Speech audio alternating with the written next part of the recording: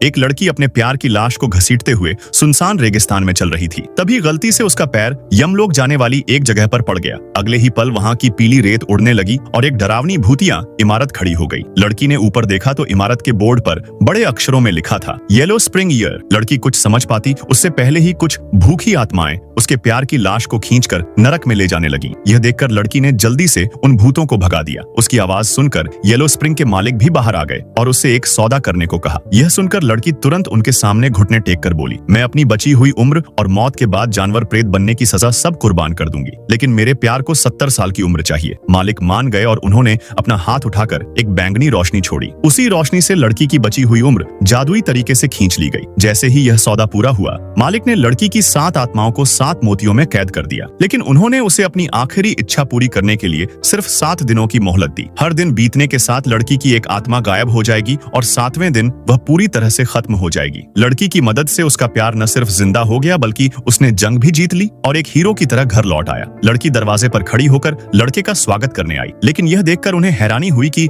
लड़के के घोड़े पर कोई और औरत भी बैठी थी। लड़के ने मुस्कुराते हुए कहा, ये मेरी होने वाली बीबी है। हम दोनों को जंग के मैदान में एक दूसरे से प्यार हो गया था, इसलिए मैंने अपनी जीत के बदले उनसे शादी करने की इजाजत मांगी है। लड़की को समझ ही नहीं आया कि वह उस औरत से शादी क्यों कर रहा है जिसे वह सिर्फ 3 दिन से जानती है। लड़के ने समझाते हुए कहा, रेगिस्तान में मुझे उसी औरत ने बचाया था, इसलिए मैंने उसके साथ शादी करने का फैसला किया है। यह सुनकर लड़की गुस्से और हैरानी से बोली, यह झूठ है, उस दिन जंग में आपको मैंने बचाया था, उसने नहीं। लेकिन लड़के ने उसकी बात पर यकीन नहीं किया। वह ठंडी आवाज में बोला, एक लड़की जो हमेशा घर में रही है वह जंग के मैदान में कैसे जा सकती है। लड़के ने लड़की की बातों को अपनी मंगेतर का अपमान समझा और गुस्से में उसे माफी मांगने को कहा, लेकिन लड़की ने कोई गलती नहीं की थी, इसलिए उसने माफी मांगने से साफ इनकार कर दिया। यह देखकर लड़के ने अपनी चाबुक उठाई और उस पर बेरहमी से मारना शुरू कर दिया। उस पर लड़की का दिल पूरी तरह से टूट चुका था। वह आदमी जिसने हमेशा उसकी रक्षा करने की कसम खाई थी, वही अब किसी और के साथ रहने वाला था। आखिर में मार खाते खाते लड़की बेहोश हो